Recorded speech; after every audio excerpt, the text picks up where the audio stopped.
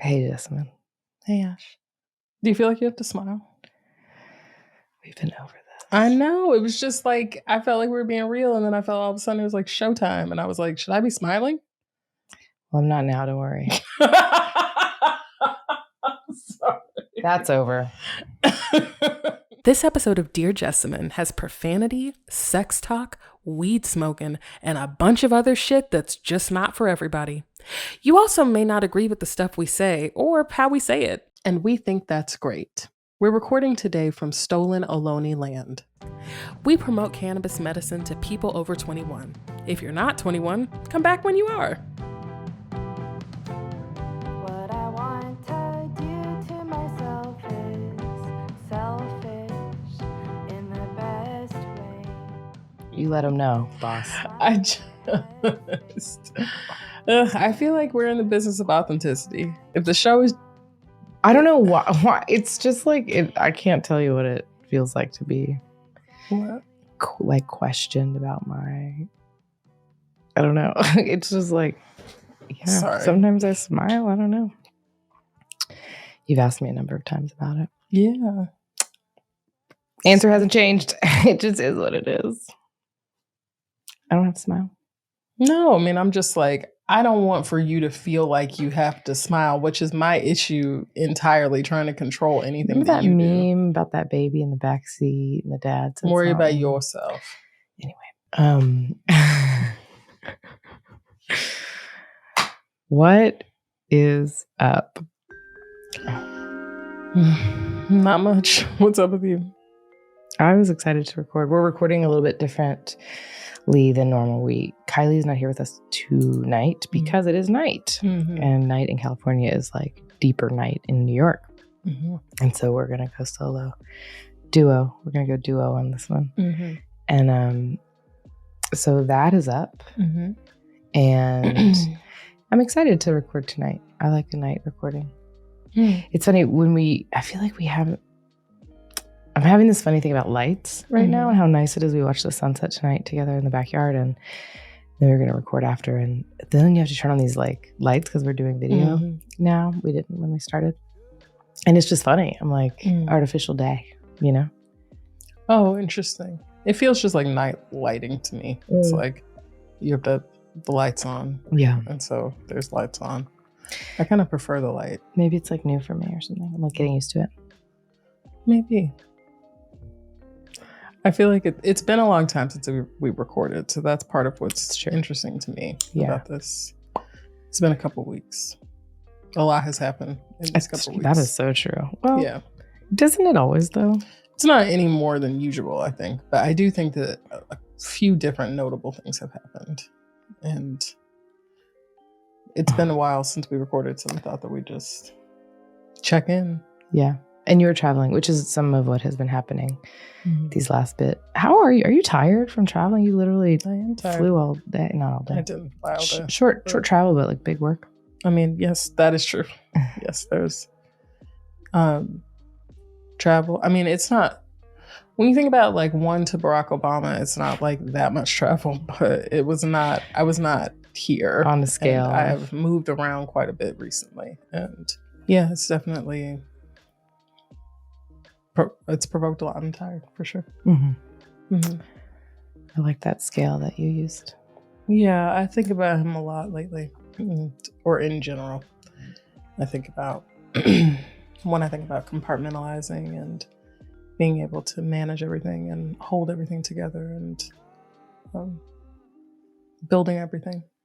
I think about having to just put stuff into boxes and bins and being able to like give something 15 minutes, like give it my full attention for 15 minutes and then like let it go and move on after that, which is very alienating and isolating and pretty fucking lonely actually. But it is softened by this kind of connection and being able to like not be alone. So that's nice.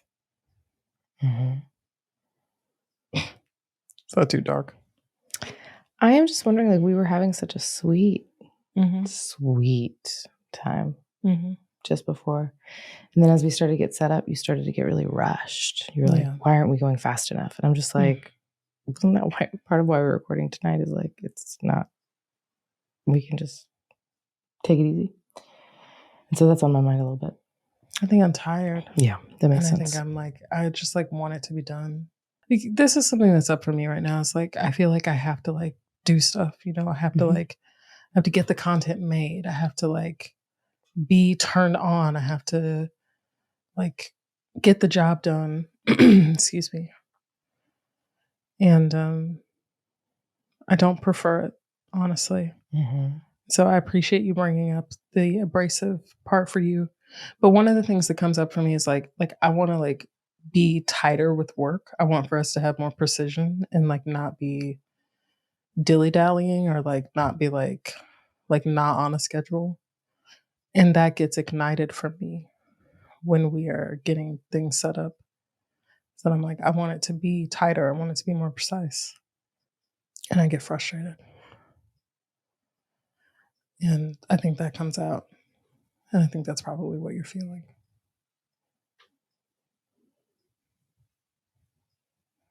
Okay. What does that bring up for you? I just kind of want to stop. I hope not. I know that. I don't like what we're doing. I'm not going to keep making a show where we're just fighting with each other. I'm not trying to fight. You asked me and I was just answering your question. And I'm not saying it to be, I'm not trying to start anything or like be fighting with you at all. I was just trying to answer your question. Okay. I feel like I could have been more diplomatic or like thought of a different way to say it. I just feel like since we got in this room, you've just been really like looking down on me and sort of talking to me kind of rude. And like, I'm just like, since you got home, since I went to that ceramic studio, been in a better mood and like felt more like levity and gratitude and grace than I have in like a week. And so I'm just kind of like, hey, like, is there something we can talk about before we do our work together? Because I just don't know that I want this energy. And I don't want it either. Love the idea of continuing to record a show where we just didn't ground first or something, you know? Totally. And I think the time is worth it. I apologized to you for me going get water because I was like in this space of like, oh shit, I'm fucking up by taking so long. And I'm just like, I don't want to be like that. That's on me. So I don't have to, but I do want to just let you know that I'm like, I didn't mean wrap my head around that. You didn't hurt me. I feel you. That's just something for me to, I'm working with it, you know? Yeah. I don't mean to seem like you hurt me. I'm just saying it's like, it's not factored into a part of my flow with the show, I think is what it is. So I'm like trying to get there. I'm not trying to bring your mood down with my stress. I think I'm just stressed out, honestly. I just have a lot of different things to think about. And that's not on you either. This is, you chose this life. I chose this life. Totally. And like, I know that. I know I'm bearing it, not gracefully. It was just a switch for me that I just wasn't. Totally. I was just like, whoa, I was so excited to come in because we were just on such a sweet note. Totally. And I feel like I don't think I did anything to make you mad at me or something, you know? No, I think I'm just becoming more impatient in these different ways that I can be present to. Like I have all of these new ideas. They're not really new ideas, but it's like holding myself to a certain standard. And then like looking at everyone around me and wanting to hold them to that same standard. So that I'm like, okay, how are we doing? What am I doing? How is what I'm doing reflected here? And that's what you're seeing. It's actually not even about you. It's me being mad at me or me being critical of me and then reflecting that onto you. Okay. So I appreciate the opportunity to sound that out. I was feeling the same sinking feeling as when we start fighting on the show. I'm just like, God, I don't want to be doing this, you know? I don't want to be doing this either. And I mean, it's something that Angel was actually saying earlier today about like making videos about how the work is done, like how about empire building. And I'm like, she said it and I was not thinking of them, but I'm thinking now, like, I feel like that's all I'm ever doing. It's just like videos about like what empire building looks like. And it's like, does it not look glamorous, or am I making it look not fun? It's not. Okay. People who are glamorizing it are glamorizing it. Mm-hmm. They're trying to make it seem like, oh my God, look, if you just do exactly like what I'm doing, then you'll have all the things that you dream of. And I'm like, no, I feel you totally. That's a really effective and impactful way to sell something. I don't find it to be based in reality or rooted in reality. And so I don't really connect with it, but I definitely see why other people would. But ultimately, like, that's what a lot of this show feels like to me. It's like us talking about how it's empire building, our empire within ourselves together, the building of our relationship, the work that we do professionally. And that's a lot of my shit. It's like just trying to figure out how to balance all this. And totally. It's not really graceful or pretty. It just makes it seem like none of it's graceful or pretty. And some of it really is actually very graceful and quite pretty. And so that's where I'm like, I was feeling that sunset as both graceful and very pretty. I was like excited to bring some of that energy in. And so I'm just like, can I, this is my work right now, this is what I'm calling in also, can I within myself maintain like a stable force of who I am, even in the midst of like people whom I love and want to influence me are like feeling different, you know? And that's another thing, like, can I stay passionate about the things I believe in, even when I'm around people who disagree? That's never really been a problem. What? Is that right? What? It's not like staying passionate even when people Not never. Yeah, there's definitely chameleon stuff that has happened in my life. But recently, it has been like a marker of, I feel like, maturity for me to find myself in conversation with people who I really like and really want to like me and really want to respect me. And I still say all the things on my mind. Because sometimes, you know, in my past, I've like learned people don't really fuck with everything I think and say. And so, you know, if I like at a job interview or if at a, you know, whatever, like that's an extreme example. When I'm around cool kids, for instance, I would be like not saying things they didn't want to hear. And it always made me feel really spineless and shitty. Totally. So I found that like since my Saturn return really, and since I've been working on this concept of like telling the truth all the time, as much as I can, it's like, it's a different impact to be like noticing that I'm like, no, you're not going to like this, but I actually feel differently than you about that.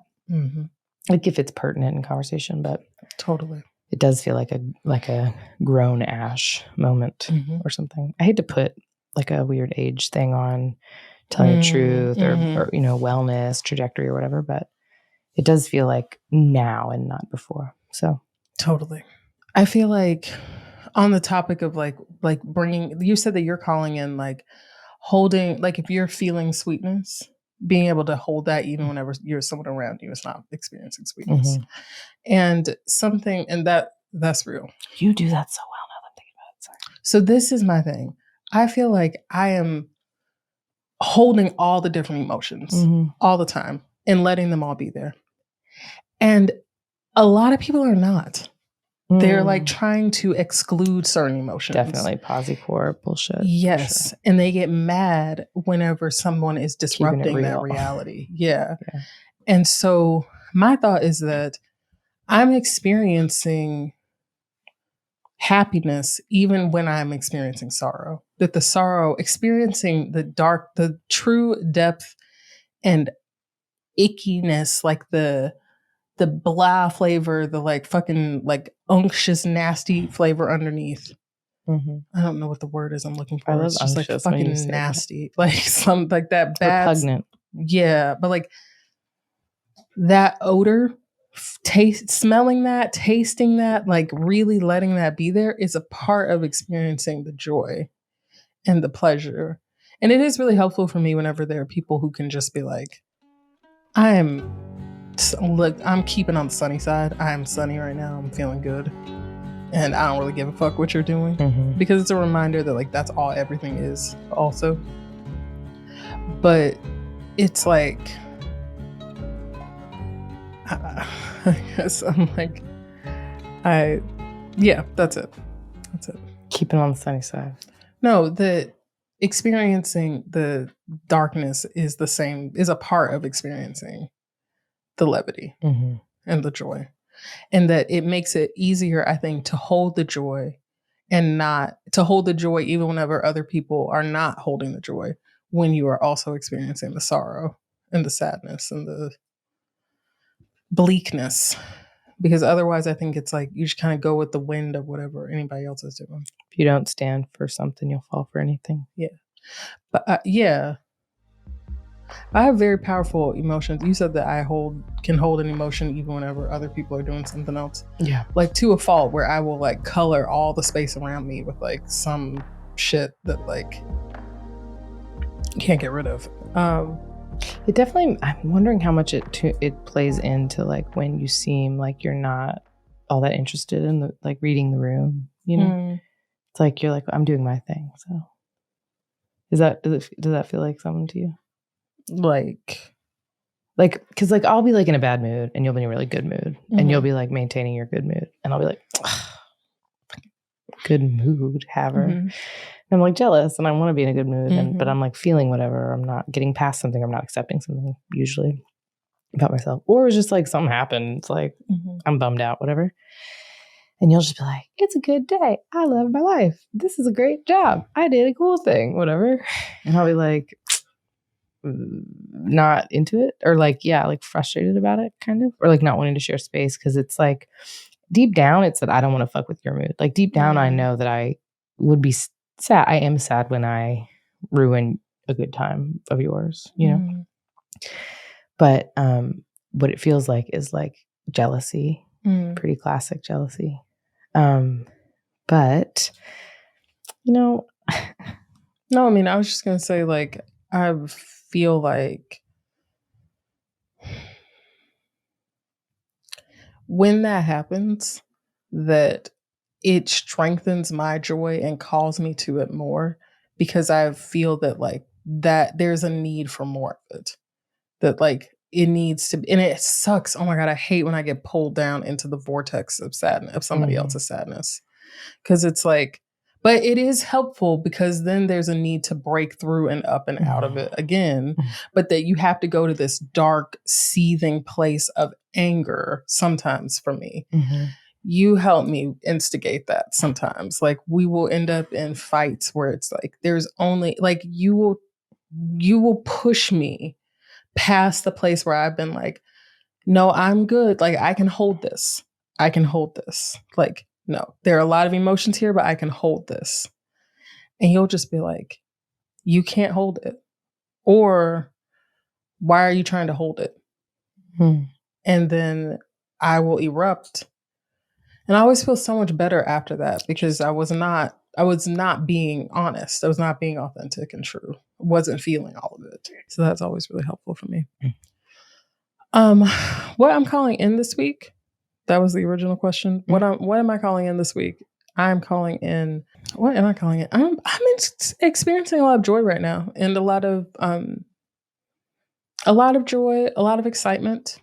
And I would like to experience that more so than like the fear and nervousness and anxiety that comes along with like making any kinds of decision, like any kind of starting a new thing, or there's a lot, I'm doing a lot of tilling the soil. There's a lot of projects that are just, I'm always like starting a new project where like, there's like, you just are in the beginning part for a long time. And like, I'm very critical all the time of every single piece of the puzzle.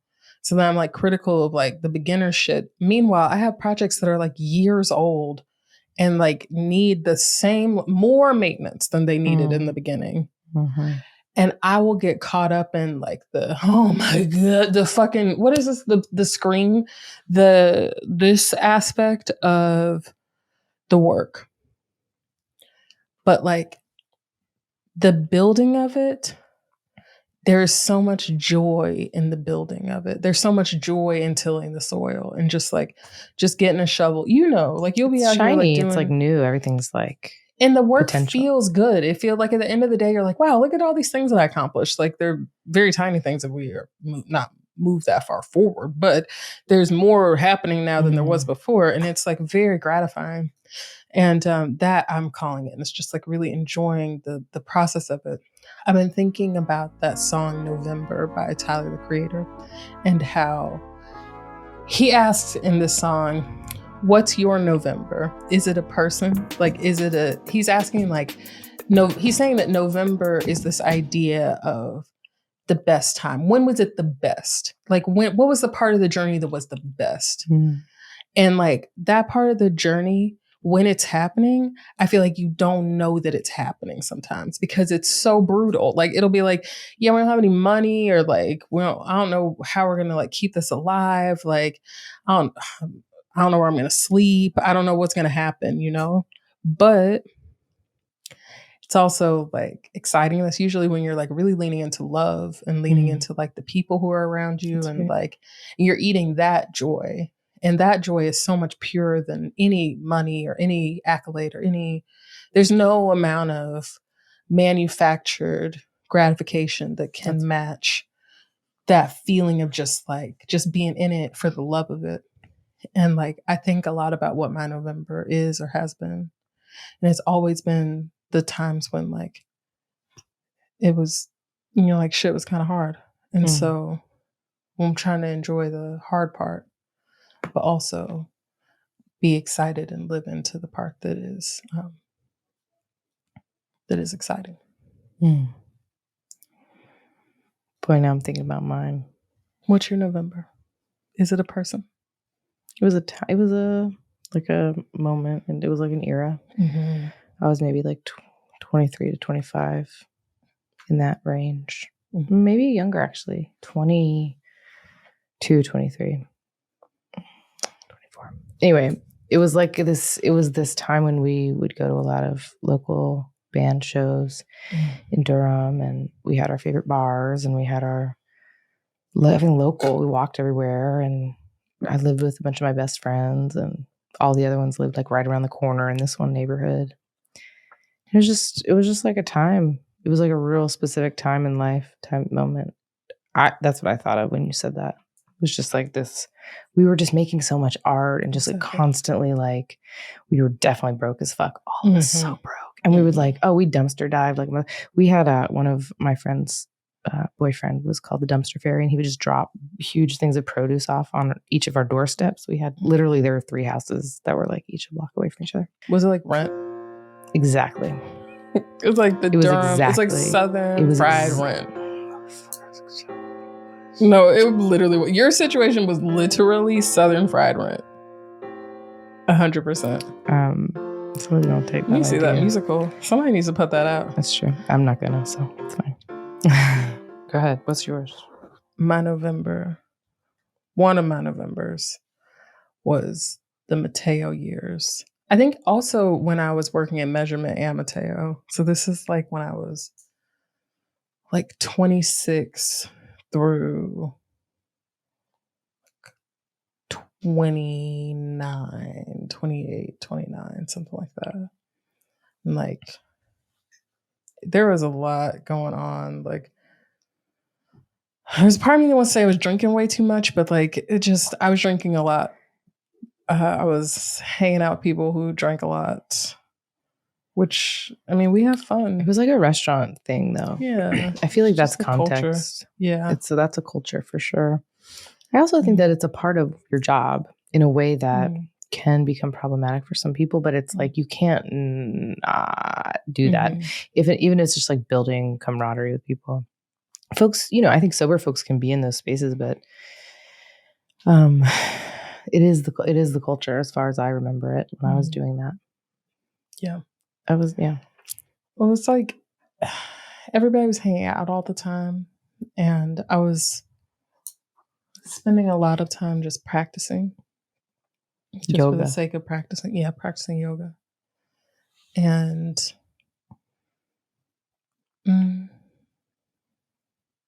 I really enjoyed what Durham was like at that time. It was the same time.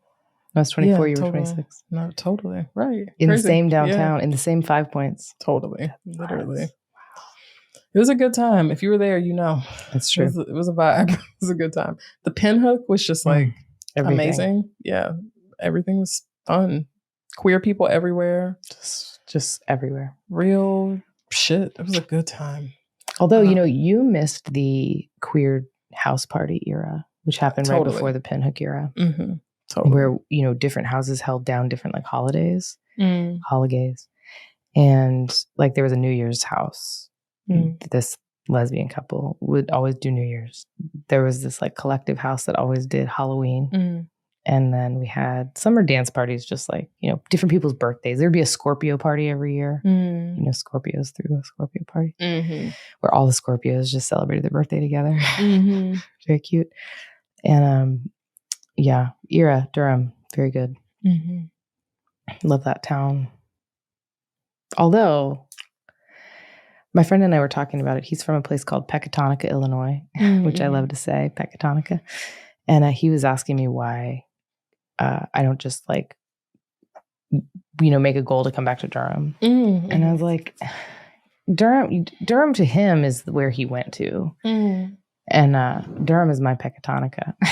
And I just loved getting to put that way to him because it is true. It's like a place I love and want to be around and stuff, but there is a bit of like, I don't want to be in my hometown forever. Totally. With nothing in between. And maybe some people do, and I think that's great. No, that's definitely how I felt about Greensboro. Although recently I've been more interested in Greensboro, but not like more interested, but like in a I wouldn't mind it kind of way. But you've done a lot in between the last time you were there too. That's a very good point. Should we talk about what's new in paradise? I would love that. Yeah. Well, I was in the airport today. I went to LA on Monday. Just got back today. Last week, I went to South Africa or came back from South Africa. I had gone to South Africa the prior week. And for those 7 days. Yes, for those there, for their 7 days. For those there 7 days. Yeah, it was an interesting thing. I went to Alaska. I went to South Africa. It's amazing. It's my first time going to Africa. It was amazing. I loved it so much, so dearly. I did not want to come home. True story. What comes to mind when I say what was your favorite moment? First thing. Just first thing. I know you can't have one. The first thing that comes to my mind is not my favorite moment. Oh, okay. But it was very indicative of the trip itself. We had so much difficulty finding food there. I don't understand what was going on.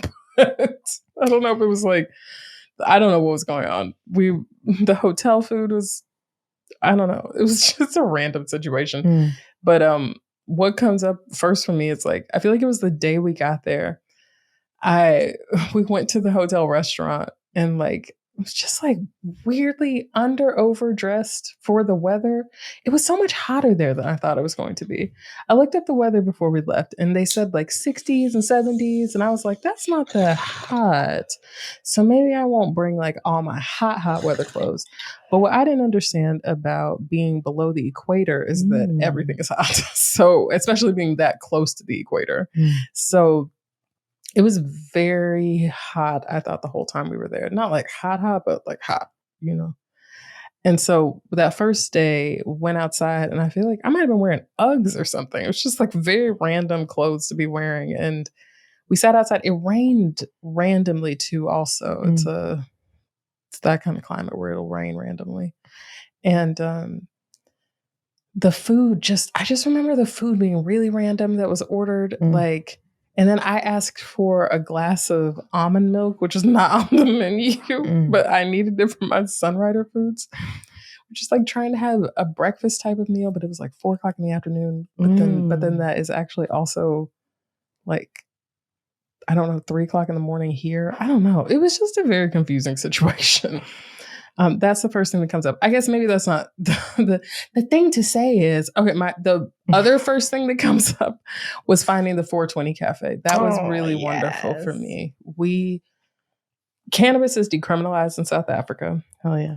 And I really feel like they have done what everywhere in the world should do, which is just decriminalize it, thereby making it not a crime to have cannabis. And then just don't do anything else. Don't worry about legalizing it. Don't try to make a legal market for it. Don't try to make money off of people's medicine. Don't try to make money off of people's medicine. That's exactly right. It's like trying to make money off of people's fucking gardens or something. Like, no, you should just be able to grow the plant. And that's pretty much what people do. It just, people grow the plant or have the plant. You can buy it places. It's not outrageously priced. You can smoke it pretty openly. It's not a big deal. That people are not pressed about it. And that I really appreciate. And when we first got there, we found this place called 420 Cafe that is exactly what it sounds like, a 420 cafe. You can go there and smoke weed and they sell it there. And it was just really chill. And we had been flying for quite some time and had not brought anything along. And so being able to find it so quickly and just have like such a chill experience right off the bat was really nice. How'd you find it? And what city were you? You're in Johannesburg? We were in Johannesburg and we found it. There was some digging that was required. I think I actually found it on Reddit ultimately. But then like you could look it up on Google Maps and it was there. But it was the sort of situation where like we had to dig a little bit to figure out where shit was going to be. Reddit to the rescue. Reddit to the rescue, and then just like Google deep diving. But yeah, it was interesting. We were also looking up information about like queer nightlife and did not find that much stuff. And we wondered if it's even like being blocked to some degree or like, I don't know what the situation is in South Africa, frankly. But since then I've seen like queer South Africa shit and like, I say this all the time. I've never met a straight Black person, so I feel like maybe we just didn't know who to ask. But actually, we did. I think we just weren't there long enough. I was gonna say, I feel like you'll be back. But it's cool. The festival's cool. It was weird to not travel with you. That was weird, in the sense that like, even though I've traveled a lot without you, we've traveled a lot together recently. And in this version of our work. Yes. And so that was a new thing. And it was so cool that Angel got to travel with you. It was. I really enjoyed doing that. It was our first time traveling together. I really like working with her. I feel like it's really cool. I like that we don't have to bleep her name because she's in the credits. That's my metric. It's like if you're in the credits, your name doesn't get bleeped. I like that. Well, my other friend, whose name I won't say, so it doesn't need to be bleeped. That you won't say again? Oh, I already said it. Okay, well, my other friend, my good sister friend, came with us on the trip as well. And that was dope. And it was dope to be like three Black American femmes in Johannesburg. It's cool. Oh, yeah. The festival was cool. The Adidas Impossible Festival. It's like a fitness Afropunk. That's what my friend, my sister friend, and I called it. Yeah, it was like fitness Afropunk. It was dope. It was so hype. I was like, oh my God, the energy was so intense. Everybody's getting their life. It was a good time. I was honored to be a part of it. It looked amazing on social media. Yeah, it was a good time. You taught in the rain. I did. It started, I went down there to teach a yoga class, and it started torrential downpour right as I was supposed to start teaching. And like, they kept like holding off because there were like lightning warnings. And so they couldn't everybody had been like all out on the lawn, and they made everybody go undercover. And like, they're like, how far away is the lightning? How far is the way? This is like a regular thing in Johannesburg. So like, they were doing all these lightning checks. And then eventually it was like, we just have to do it because the timing is going to be off. And like, there's like a neighborhood sound watch thing that we couldn't be making loud sound after a certain point in the day. So at a certain point I just had to go on, and it was really, really a very beautiful experience for me, and really the whole reason for the season, the whole reason to do everything to me. It was very cleansing for me. I was getting poured on at like the peak of teaching. It was just like fully raining on me, and I needed it to rain on me. It was really like, I needed it. It was very cleansing, very spiritually cleansing. And watching everybody like practice the way that they were. So like the tents that everybody was underneath were not set up for people to be doing yoga. So like there's like chairs, some people are sitting, some people are like standing, some people are sitting down on the ground. Like no, it's not like a sea of yoga mats the way that I think Adidas had planned it. But that to me made it even more beautiful because I feel like that's what yoga is just being however you are. It's adapting the posture for wherever you are, however you are, and like just finding the spaciousness within you that is already there.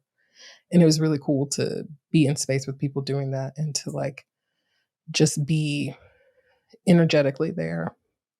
And also to be at home, because to go to Africa really did feel like going home in a lot of ways. Like it felt like this is the climate that my body is supposed to be in. These are the people my body is supposed to be around. This is where I come from. And even though like I feel fairly certain that my family is not from South Africa or from the southern part of Africa at all. But I was just like really grateful to be back home in that way. And it was so weird to like have home somewhere that you have never been before. Like that is not, it's like not technically home, you know, but it is ultimately like it is such a wild thing. You think you experienced that in England? I'm sure. You know you would, baby. Ireland? No, you know you're British. Aren't you English? Yeah, I got a lot of English in there. Yeah. Maybe we'll find out one day. I'll tell you this. Drinking tea with your pinky out. I'll tell you this. I've never been more like envious isn't quite exactly how I felt, but there's definitely like a compersion jealousy blend when you went to see the Spice Girls in London. Damn, that was peak. Oh yeah. Peak. That was a good time. Pre-COVID. Man, you remember the days before we wore face masks everywhere? Damn, that was a really good time.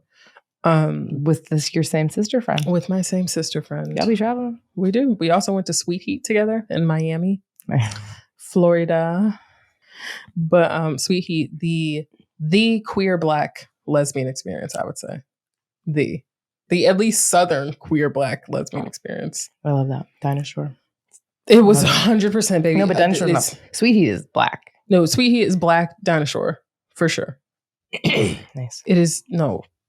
You're like, no, you don't know. No, I can't go.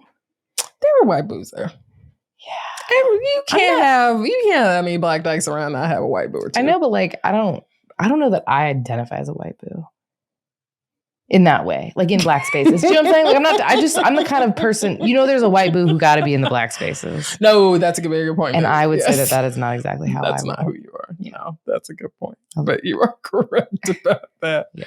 We were talking about that in Africa. Me and my sister friend were talking about how it's like everybody get a white boo day. Everybody, it's like bring your white boo to work day all the time. Like, why everybody got a white boo now? Can't help it. Colonization is a bitch.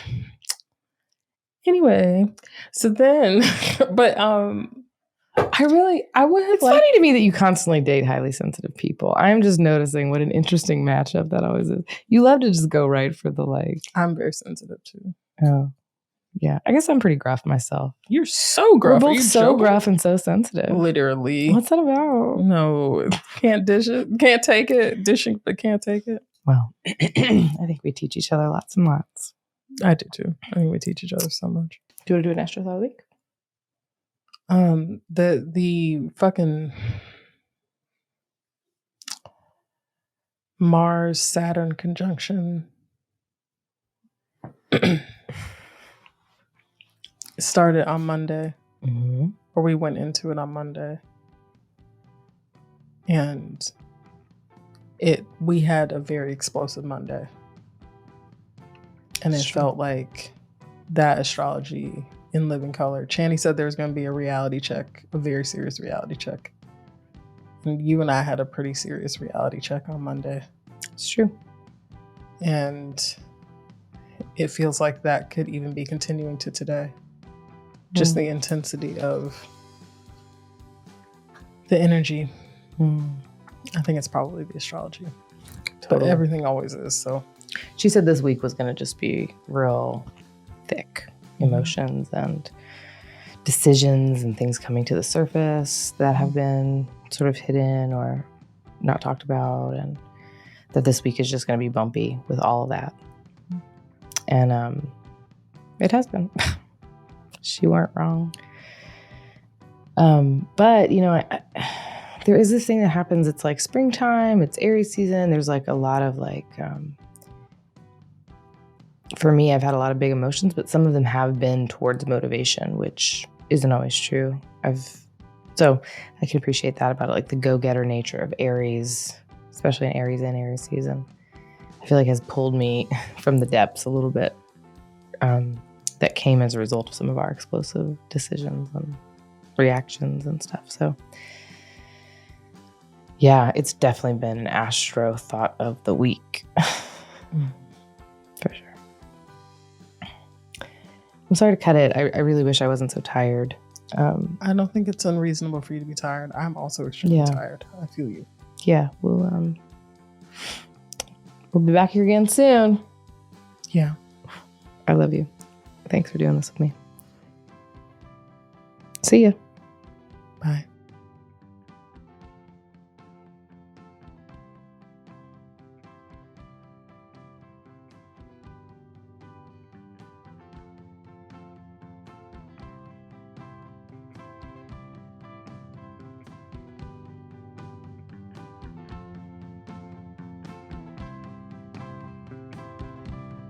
Dear Jessamyn is produced by Tenderfire Media. For more on our show, follow us on Spotify and Instagram at Dear Jessamyn, or head over to our website, dearjessamyn.com.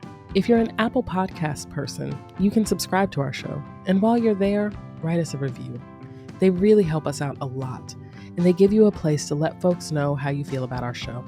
Here's our team. Kylee C. Roberts is our editor/producer. Angel Foster and Nia Williams do our social media. Janie Leopard draws our art, and Fruit Snack plays our theme song. Montez Mickles is our director of production. Anna Rooney is my chief of staff. Amber Richardson is Ashe's chief of staff. Ash Danger Phoenix is my co-host and co-producer. And I am Jessamyn Stanley. And we believe that no one should be in jail for weed. Tenderfire. Drop page!